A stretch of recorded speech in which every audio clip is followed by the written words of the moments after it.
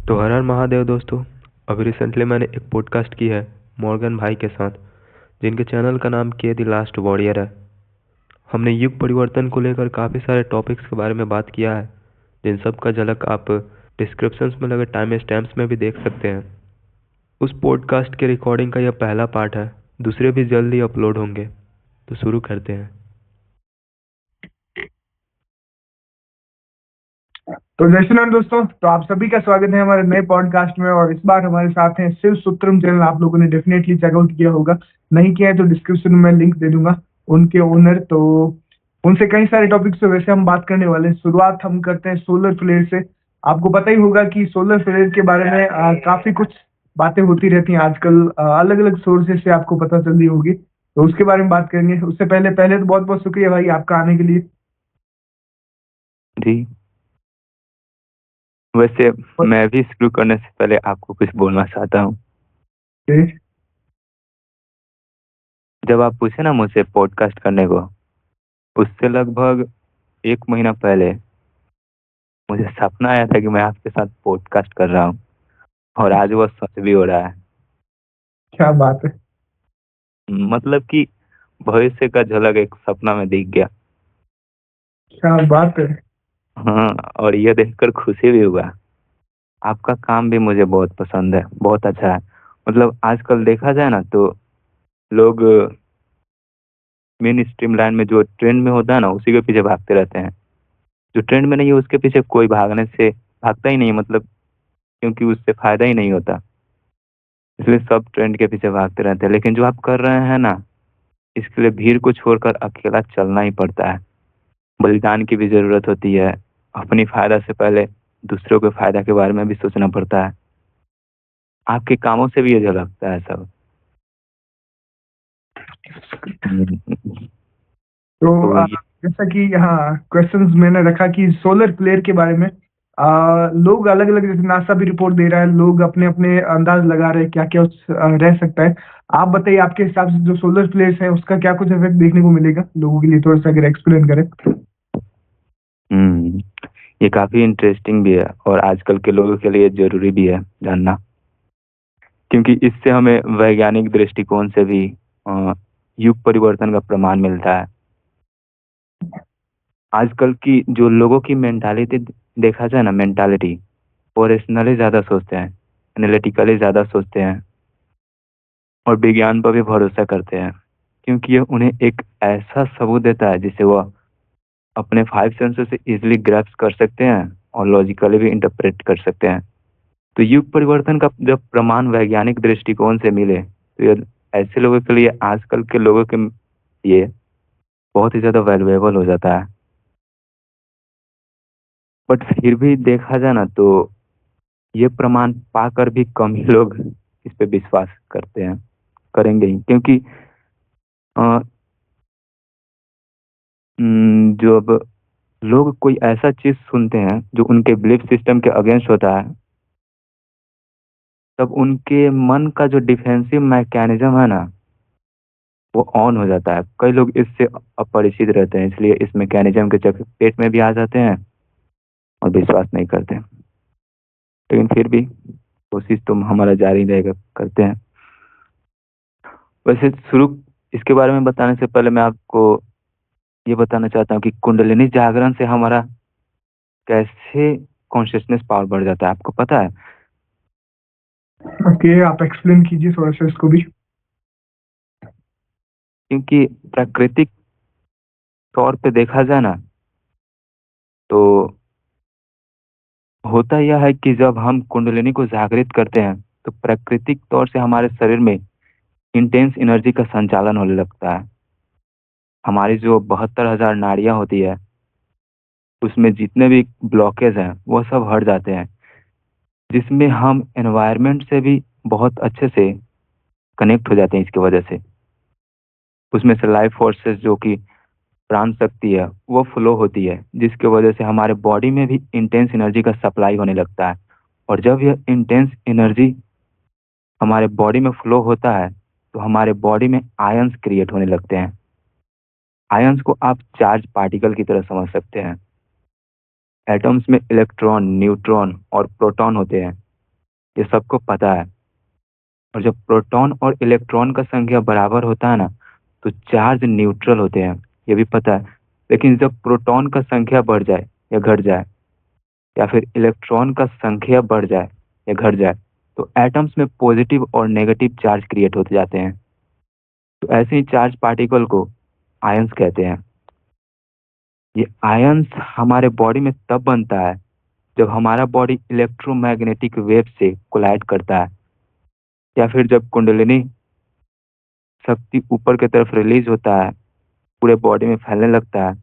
उसके एनर्जी से भी, उसके एनर्जी के इंटेंसिटी के वजह से भी ये बॉडी में हमारे क्रिएट होता है। और ये जो आयंस जब क्रिएट होते हैं, तब यह हमारे बॉडी में प्लाज्मा जनरेट करता है। प्लाज्मा को आप नॉर्दर्न लाइट की तरह समझ सकते हैं। ये ठीक है। हेलो, हाँ आवाज हाँ। आ रही? हाँ, तो प्लाज्मा को आप नॉर्दर्न लाइट की तरह समझ सकते हैं। जो नॉर्थ साउथ पोल में लाइट आसमान में चमकते हैं ना, उसके तरह समझ सकते हैं। वो बेसिकली चार्ज पार्टिकल होते हैं प्लाज्मा। इनको हॉट गैस भी कहा जाता है, लेकिन यह गैस नहीं होता है। असल में जब आप इसको कूल डाउन करेंगे ना, तब गैस की फॉर्मेशन होती है। तो इस बात से ही अंदाजा लगा सकते हैं कि प्लाज्मा और गैस में क्या अंतर है। प्लाज्मा चार्ज पार्टिकल से बने होते हैं। इनका एक यह प्रॉपर्टी होता है कि जब यह मैग्नेटिक फील्ड के कांटेक्ट में आते हैं, तब यह फिलामेंट का रूप धारण करने लगते हैं। फिलामेंट आप समझ रहे हैं ना? अ, वो रेशेदार लाइन जो बनता है ना इलेक्ट्रिसिटी के फ्लो होने से, हम्म, उसे ही फिलामेंट कहते हैं। तो जब प्लाज हाँ, तो जब प्लाज्मा मैग्नेटिक फील्ड के कांटेक्ट में आता है, तो यह फिलामेंट का रूप धारण करके आसपास मौजूद जितने भी मैटर्स होते हैं, जितने भी प्रकार के नोन और अननोन स्टेट ऑफ मैटर हैं, उन सब से कनेक्ट हो जाता है। इस तरह से जब हमारे बॉडी में प्लाज्मा क्रिएट होकर वातावरण के हर प्रकार के चीज से जुड़ जाता है, तब हमारी जो प्राण शक्ति है ना, वो सब तरफ फ्लो होने लगती है। ईथर जो कि फिफ्थ स्टेट ऑफ मैटर है, उससे भी कनेक्ट हो जाती है। इस तरह से हमें एहसास होने लगता है कि वातावरण भी मैं ही हूँ। बाकी के भी लोग जो दिख रहे हैं, जितने भी तरह के लिविंग थिंग्स और नॉन लिविंग थिंग्स दिख रहे हैं, वो भी मैं ही हूँ। क्योंकि सब तरफ से, सब चीज से हम कनेक्टेड फील करने लगते हैं। इस तरह से वननेस की जो फीलिंग है ना, जो परम तत्व की अनुभूति, वो होने लगती है। मैं ही तुम हो, तुम ही मैं हूँ, यह फीलिंग आने लगती है। हम दूसरे के मन के बातों को भी पढ़ने में सक्षम हो जाते हैं। दूसरे शब्दों में कहूँ तो टेलीपैथिकली कम्युनिकेट करने में भी सक्षम हो जाते हैं। क्योंकि हमारी तो प्राण शक्ति भी उस व्यक्ति के अंदर से फ्लो हो ही जा रही है। हमारी बॉडी में क्रिएटेड प्लाज्मा हर चीज से कनेक्ट हो जा रही है। तो ऑफ कोर्स लोगों के भी आंतरिक मूवमेंट को हम आसानी से कैच कर सकते हैं, है कि नहीं? बराबर। हाँ, तो इस तरह से कुंडलिनी जागरण के वजह से हमारी जागरूकता लेवल बढ़ जाती है। इंटेंस एनर्जी के इंटेंस एनर्जी से आयंस क्रिएट होते हैं, और आयन से फिर प्लाज्मा क्रिएट होते हैं। और यह प्लाज्मा जो हर चीज से कनेक्ट होकर हमारी कॉन्शियसनेस को बूस्ट कर देती है। और अभी जो सोलर फ्लेयर्स हो रहा है ना, वो हमारी कॉन्शियसनेस पावर को ऐसे ही बूस्ट करने वाला है। क्योंकि हाँ, क्योंकि उससे प्लाज्मा भी हमारे धरती पर आके टकरा रहे हैं। आपको पता ही है, हमारे सोलर फ्लेयर्स का, हमारे सन का जो मैग्नेटिक पोल है, वो 11-12 साल में फ्लिप होते रहता है।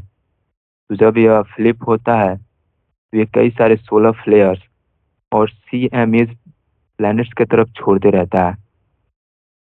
सोलर फ्लेयर्स को हम सन रेडिएशन समझ सकते हैं। इसको दूसरे शब्दों में इंटेलिजेंट एनर्जी कह सकते हैं, जो कि पार्टिकल्स का वेव होता है, जो और यही सब आकर प्लैनेट से भी टकराता है। और CMEs की बात करें तो इसका full form coronal mass ejection होता है। हम्म, जैसे वो हाँ, जैसे वोल्केनिक एरप्शन होता है ना, वोल्कानो फटता है तो उसमें से मैग्मा निकलती है, वैसे ही सन के सरफेस पे ऐसे ब्लास्ट होता है, तो वो जो निकलता है ना उसको कोरोनल मास इजेक्शन कहते हैं। यह सब होता अ, यह सब जब होता है तब सन के अंदर से काफी सारे चार्ज पार्टिकल, जिसको दूसरी शब्दों में प्लाज्मा कह सकते हैं, और मैग्नेटिक फील्ड की एनर्जी वो ह्यूज अमाउंट में निकलती है और स्पेस में रिलीज होने लगती है। यही सब जब प्लेनेट से टकराती है तो उससे कई तरह के इफेक्ट पड़ते हैं। अभी ऐसा ही हो रहा है जो कि आकर धरती से भी टकरा रहा है। वैज्ञानिकों ने भी ऐसा अभी कहा ही है। यहाँ तक कि एक्सट्रीम लेवल का भी सोलर फ्लेयर धरती से आकर टकरा रहा है, जिसको वैज्ञानिकों ने नाम दिया है एक्स क्लास सोलर फ्लेयर्स। ये बहुत ही ज्यादा इम्पैक्ट डालता है। अभी ऐसे ऐसे सोलर फ्लेयर्स आ रहे हैं कि पिछले सारे रिकॉर्ड्स तोड़ रहे हैं। हाँ, ये भी वैज्ञानिकों ने देखा है कि लेस देन 2 वीक में लगातार 28 सोलर फ्लेयर्स आए हैं। तो अच्छा। इतने ज्यादा, हाँ, 28 सोलर फ्लेयर्स आए हैं बस 2 वीक के अंदर ही। तो इतने ज्यादा सोलर फ्लेयर्स जो रिलीज हो रहे हैं, तो आप सोच ही सकते हैं कि उससे कितना ज्यादा प्लाज्मा और मैग्नेटिक फील्ड एनर्जी और कई तरह के पार्टिकल हमारे धरती के वातावरण में आ रही होगी। इन सोलर फ्लेयर से ना धरती पर जियो मैग्नेटिक स्टॉर्म भी क्रिएट होता है। धरती की जो मैग्नेटिक फील्ड है वो डिस्टर्ब होने लगती है, पोल में स्विचिंग और शिफ्टिंग होने लगती है। यूजुअली जो धरती का मैग्नेटिक फील्ड है वो नॉर्थ और साउथ पोल से फ्लो होता है ना। हाँ, इसलिए वहां पे अरोरा बोrealis बनता है, मतलब जो नदर्न लाइट दिखता है ना आसमान में चमकता हुआ, वो बनता है। हाँ, तो वो मैग्नेटिक एनर्जी के फील्ड के वजह से ही बनता है। लेकिन आजकल आप देख रहे होंगे कि कई सारे जो इक्वेटर है, वहाँ पे जो देश स्थित है, उसके आसपास जो देश है, उन सब देशों में भी अरोरा बनता हुआ दिख रहा है ना। कई जगह पे आसमान लाल हो जा रहा है। जम्मू कश्मीर में भी बना हुआ दिखा था अभी। हाँ। हाँ, तो ऐसा क्यों हो रहा है? ये घटना असल में यही दर्शाता है कि अ, हमें ये विजुअल प्रूफ दे रहा है कि जो धरती का पोल है वो शिफ्ट और स्विच हो रहा है, उसमें शिफ्टिंग स्विचिंग चल रही है। और यह सब सोलर फ्लेयर्स की वजह से ही हो रहा है। तो ऐसे सोलर फ्लेयर्स की वजह से हमारे वातावरण में बदलाव भी हो रहा है। ये जियो मैग्नेटिक स्टॉर्म जो धरती पर क्रिएट करता है, उससे पोल स्विच उससे सिर्फ पोल ही स्विच नहीं होते, बल्कि यहाँ पर एनवायरनमेंट में मैग्नेटिक फील्ड के इम्पल्स के वजह से करंट भी जनरेट होते हैं। वही करंट जो धरती पे मौजूद पावर लाइंस है उसमें भी एंटर कर जाते हैं।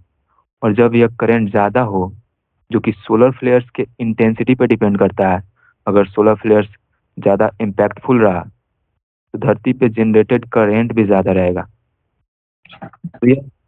तो यह ज़्यादा हो तो धरती पे जो इलेक्ट्रिकल वायरिंग जो है और इलेक्ट्रिकल डिवाइसेस जो है, उसके वायर में भी यह करंट एंटर कर जाता है और फ्लो होकर उस डिवाइस को भी अफेक्ट कर देता है। ज़्यादा पावरफुल होगा तो धरती पे लगी ट्रांसफार्मर भी ब्लास्ट कर देता है, कई जगहों पे शॉर्ट सर्किट क्रिएट कर देता है, पावर हाउस भी डैमेज कर देता है। यहाँ तक कि रेडियो कम्युनिकेशन भी बंद हो जाते हैं, जीपीएस भी काम करने बंद करने लगते हैं, इंटरनेट भी चलने बंद हो जाएंगे, सैटेलाइट से कनेक्शन टूट जाता है। मतलब एक के सेंटेंस में कहा जाए तो यह सोलर फ्लेयर्स उस सिस्टम को कर उस सिस्टम को खत्म करने में मदद कर रहा है जिस पर अभी ये दुनिया चल रहा है। ऐसा ही है। एक तरह से देखा जाए तो ये बहुत अच्छा भी है, क्योंकि आजकल जो माइंड कंट्रोल टेक्निक्स यूज की जाती है पॉपुलेशन को कंट्रोल करने के लिए, इसका एक मुख्य रास्ता इंटरनेट है, टीवी है, कम्युनिकेशन और मीडिया है कि नहीं? बराबर। इससे ही इससे ही अधिकतम लोग आजकल के ब्रेन वॉश्ड होते हैं और कंट्रोल भी किए जाते हैं। तो सोलर फ्लेयर्स की वजह से जब यह सब बंद हो जाएंगे तो लोगों को माइंड कंट्रोल के कड़ी से आज़ाद होने में भी मदद मिलेगा, उनका डिटॉक्सिंग होगा इन सब से।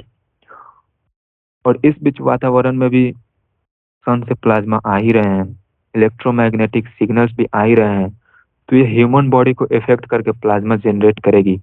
इससे लोगों का कॉन्शियसनेस बढ़ेगा, वननेस की वो अनुभव करने लगेंगे।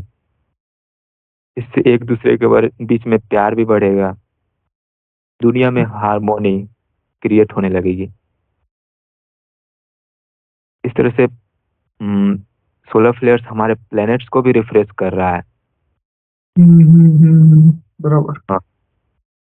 तो जितने भी मेरे ख्याल से लोग हैं, आप लोगों ने सोलर फ्लेयर्स के बारे में पूछा था कि क्या कुछ इफेक्ट डालते हैं। जो लोग साइंटिफिक दृष्टि से भी युग परिवर्तन के बारे में जानना चाहते थे, मेरे ख्याल से इन्होंने बहुत अच्छे से एक्सप्लेन किया इन सभी चीजों को, किस तरह से वो इफेक्ट डाल रहे हैं और डालेंगे आने वाले समय में।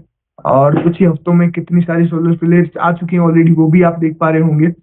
तो काफी खास चीजें ये, और अभी जो सिस्टम चल रहे हैं वो बिल्कुल भी ठीक नहीं चल रहे हैं, तो उसी के कारण है। तो इसी से अगला सवाल निकल के आता है, जैसे कि युग परिवर्तन के बारे में बात करते हैं। बहुत सारी संस्थाएं भी हैं जो इस चीज को मानती हैं, और अब तो काफी लोग भी मानने लगे हैं। तो सबसे पहले तो अगर युग परिवर्तन हो रहा है, तो चीजों में जो नेगेटिविटी हम देख पा रहे हैं, आपने भी नोटिस किया होगा, लोग बुराई की तरफ जो बढ़ रहे हैं, एक तरह से जो चरम दिख रहा है, लोगों का भी एक पीक आ रहा है बुरे कर्मों का, और जो सिस्टम भी है एक तरह से हिला हुआ है। तो युग परिवर्तन और इस चीज का कैसे एक साथ बैठता है, और फिलहाल इस चीज को एक्सप्लेन कीजिए मेनली कि युग परिवर्तन कैसे हो रहा है, क्योंकि एक तरफ तो बुराई बढ़ रही है पूरी तरह से, तो कैसे लोग हम्म, बिलीव करें कि हाँ युग परिवर्तन हो रहा है। हम्म, ये जो युग परिवर्तन को लेकर विपरीत स्थितियां बन रही है, ये काफी ज्यादा लोगों में कंफ्यूजन क्रिएट कर रही है। देखने में बिल्कुल अपोजिट लगता है। युग परिवर्तन अगर हो रहा है तो इसके अपोजिट स्थितियां क्यों बन रही है? लोगों में सत्व गुणों की बढ़ोतरी दिखनी चाहिए अधिकतम लोगों में, लेकिन तमस गुणों की बढ़ोतरी ज्यादा दिख रही है। लोग ज्यादा इगोटिक और लालची होते हुए भी दिख रहे हैं।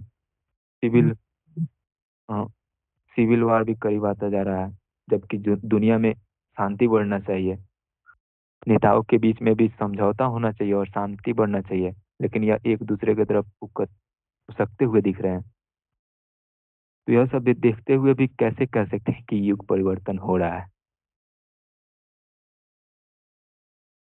इसको इसको ना हम ऐसे समझ सकते हैं, अंत ही प्रारंभ होता है, डिस्ट्रक्शन के बाद ही सृजन होता है। ये कहावत भी, ये हमने सुना भी होगा। इस कॉन्सेप्ट को समझ के इस कंफ्यूजन से निकला जा सकता है, इसको हम मतलब क्लियरली देख सकते हैं। हम इसे इस एग्जाम्पल से समझ सकते हैं। आपको पता ही है कि खेतों में नए बीज रोपने के लिए पुरानी फसल को काटना पड़ता है। तो हम्म, वैसे इस दुनिया में अगर अच्छे बदलाव लाने हैं, तो जो करेंट वर्ल्ड की सिस्टम है और करेंट जो लोगों की पर्सनालिटी है, जो कि आपको पता ही है काफी ज्यादा एगोटिक है, उसे नष्ट तो होना ही पड़ेगा ना। आप हाँ। ध्यान से सोच कर, हाँ, आप ध्यान से सोच कर देखिए कि दुनिया में नए और अच्छे बदलाव कैसे आ सकते हैं। तभी ना आएंगे जब अभी की सिस्टम और अभी जैसा लोगों का आंतरिक रूप है, पर्सनालिटी है, वो नष्ट होगा। हम्म, नष्ट होने के बाद ही तो इन्हें एक नया रूप दिया जा सकता है कि नहीं? एक दूसरी एग्जांपल से इसे ऐसे भी समझ सकते हैं कि एक गिलास में पानी भरा हुआ है, उसमें दूध डालना है तो कैसे डालेंगे? पहले पानी को उड़ल कर हटाना ही ना होगा, तभी तो दूध के लिए खाली जगह बचेगा। वैसे ही इस केस में भी है। और आपको पता ही है कि नष्ट करने वाले काम महाकाल करते हैं। समय चक्र के द्वारा वह अभी करेंट सिस्टम जो है और लोगों की जो करेंट ईगो है, पर्सनालिटी है, उसे डिस्ट्रॉय कर रहे हैं, ताकि इसको नए रूप में ढाला जा सके। इसलिए इस युग परिवर्तन के दौरान हमें विपरीत स्थितियां दिख रही हैं। जो करेंट सिस्टम है वो कैसे डिस्ट्रॉय हो सकती है? वर्ल्ड वॉर 3 हो गया, नेचुरल डिजास्टर्स जिसमें सोलर फ्लेयर्स के द्वारा क्रिएटेड जियो मैग्नेटिक स्टॉर्म भी हो गया, है कि नहीं? ये सब बड़े बड़े इवेंट्स, इसी प्रकार के इवेंट्स होंगे तो जो वर्ल्ड की सिस्टम है करप्ट, वो डिस्ट्रॉय होगी ही होगी। यह सब हो गया तो वर्ल्ड के सारे सिस्टम कोलैप्स कर जाएगी। इसलिए अभी हम यह सब होते हुए देख रहे हैं। नेताओं को एक दूसरे के प्रति भड़कते हुए देख रहे हैं ताकि वर्ल्ड वॉर क्रिएट हो और करप्ट सिस्टम कोलैप्स हो। ये परिवर्तन के लिए बहुत ही जरूरी है। होगा ही होगा, ये मुझे भी पूरा विश्वास है। साथ में कई सारे प्राकृतिक आपदाएं भी हो रही है। ये भी करंट सिस्टम को डिस्ट्रॉय करेगा ही। और जो लोगों की आंतरिक रूप है, जो कि अभी काफी एगोटिक है, ये करेंट लोगों का रूप कैसे नष्ट हो सकता है? तभी ना जब उनके अपने सोच और कर्म के अकॉर्डिंग फल मिलेगी। बुरा करेंगे तो बुरा फल मिलेगा, जब अच्छा करेंगे तो अच्छा मिलेगा।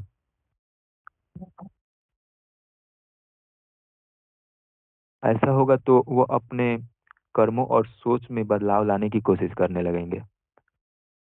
तो जिनकी पर्सनालिटी ज्यादा एगोटिक है, उनको काफी ज्यादा इस काल में, अभी के समय में दुख का सामना करना ही पड़ेगा। वैसा अगर उनका पर्सनालिटी हो जो दूसरों को हर्ट करता है, डिस्ट्रॉय करता है कोई भी चीज को जो दुनिया के लिए अच्छा नहीं है, उनको दुख सहना ही पड़ेगा।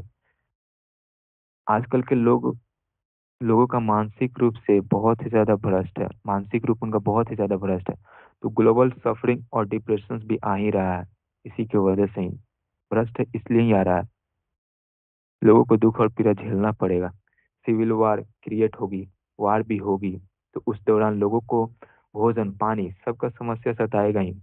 जो पैसे के दम पर उड़ा करते हैं, थोड़े समय बाद पैसे का सिस्टम भी कोलैप्स होगा ही। तो इनको भी चोट पहुंचेगी और यह अपने अंदर बदलाव लाने लगेंगे। इस तरह से लोगों की जो करंट एगोटिक पर्सनालिटी है, वो अच्छे में बदल जाएगी। सब कोई को प्रैक्टिकली सीख मिलेगा। थियोरेटिकली मिलता है तो नहीं सीखने के चांसेस रहते हैं, लेकिन प्रैक्टिकली मिलेगा तो सीखना ही पड़ेगा, अपनाना ही पड़ेगा, वरना उन्हीं को घाटा ही होगा।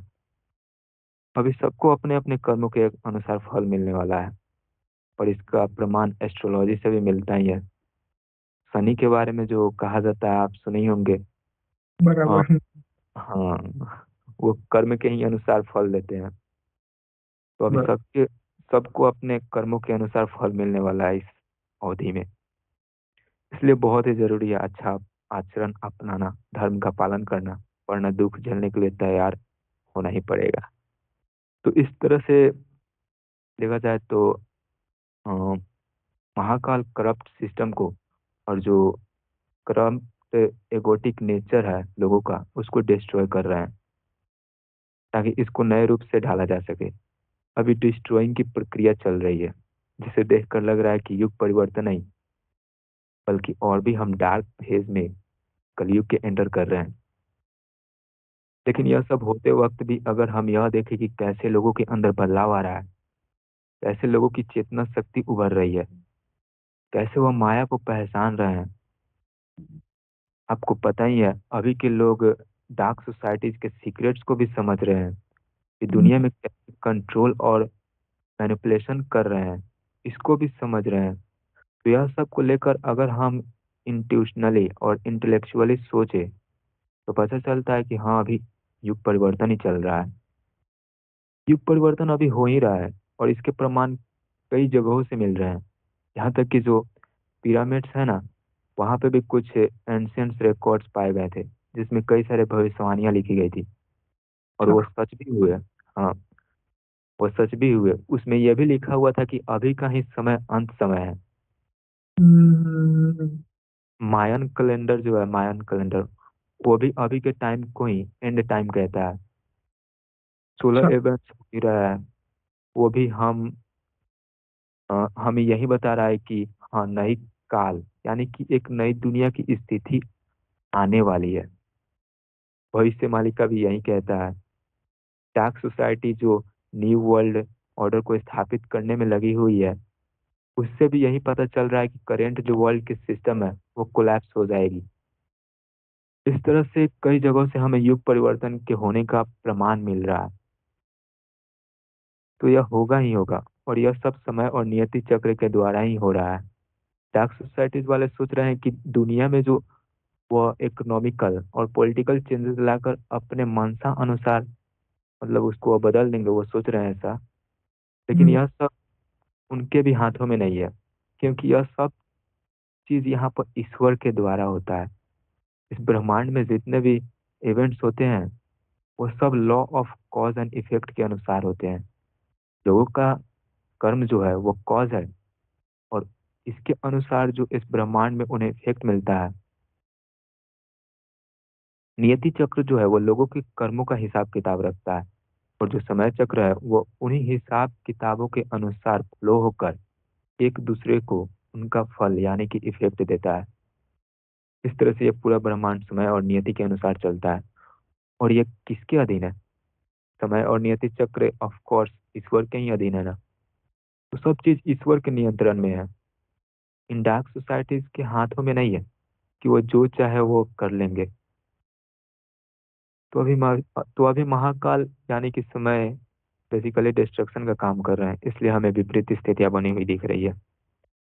यह सब देखकर हम यह समझ के भूल नहीं करना चाहिए कि परिवर्तन नहीं हो रहा, बल्कि इस बात को समझना होगा कि परिवर्तन का रास्ता डिस्ट्रक्शन के बाद ही खुलता है।